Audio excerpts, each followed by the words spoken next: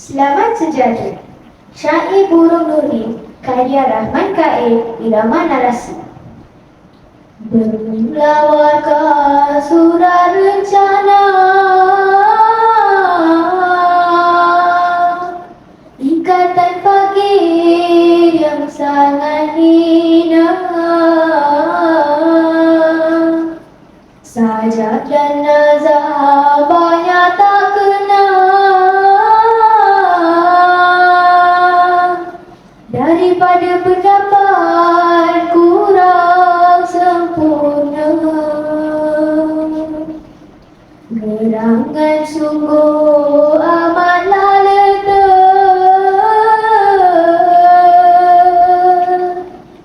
berinya akal gelap gelita, hemat pun rendah daib peserta, tambahan padan miskin dan nista. Peribun pun kiranya tuan, atasnya huruf fakir nistawan, daripada manggul tunda merawat.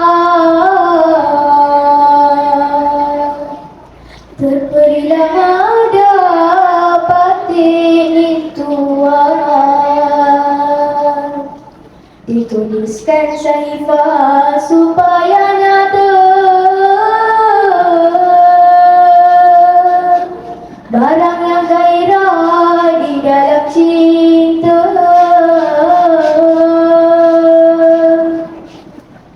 Berfikir-fikir bukan menderita,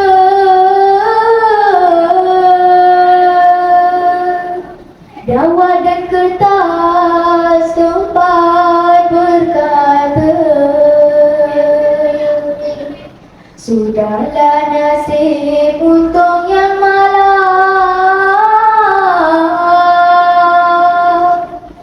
mengambil lautan berulang-ulang, mudaranya bukan lagi kepala,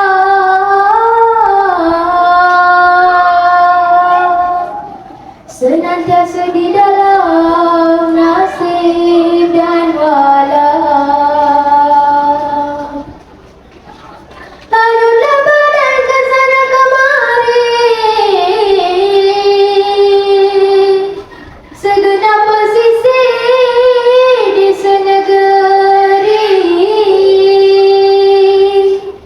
bertambahlah pula sopan dan negeri, santap nanti dah minum pun kari, bangun terjunun badan suatu, gundalah fikir tiada tertentu, laksana cermin jatuh ke batu, nemu dan redam hancur di situ, nemu dan redam rasanya hati, lenyaplah fikir budi pekerti,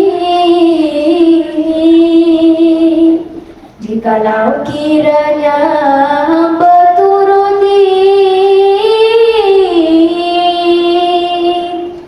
daripada hidup sebaiknya mati. Sekian daripada saya, terima kasih.